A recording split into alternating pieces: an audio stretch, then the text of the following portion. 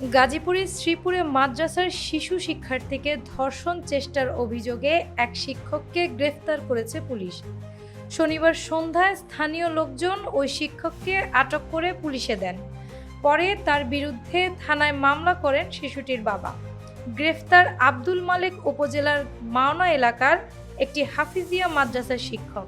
তার গ্রামের বাড়ি নেত্রকোনার কলমাকান্দা উপজেলার লেঙ্গুড়া গ্রামে।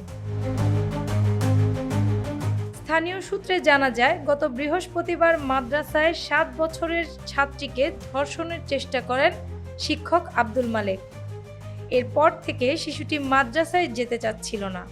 গতকাল সে ওই ঘটনার কথা পরিবারের সদস্যদের জানায়। এদিন সন্ধ্যায় তার পরিবারের সদস্য ও এলাকার লোকজন আব্দুল মালেককে আটক করেন। এক পর্যায়ে তিনি ধর্ষণের চেষ্টার কথা স্বীকার করেন। পরে তাকে পুলিশে সোপর্দ করা হয়। এদিকে আব্দুল মালেকের ধর্ষণ চেষ্টার কথা স্বীকার করার একটি ভিডিও সামাজিক যোগাযোগ মাধ্যম ফেসবুকে ছড়িয়ে পড়েছে।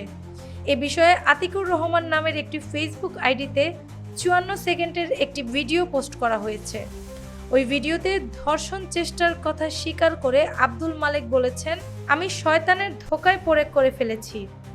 এমন কাজ আমি কখনো করিনি, তাকে খারাপ কাজ করিনি।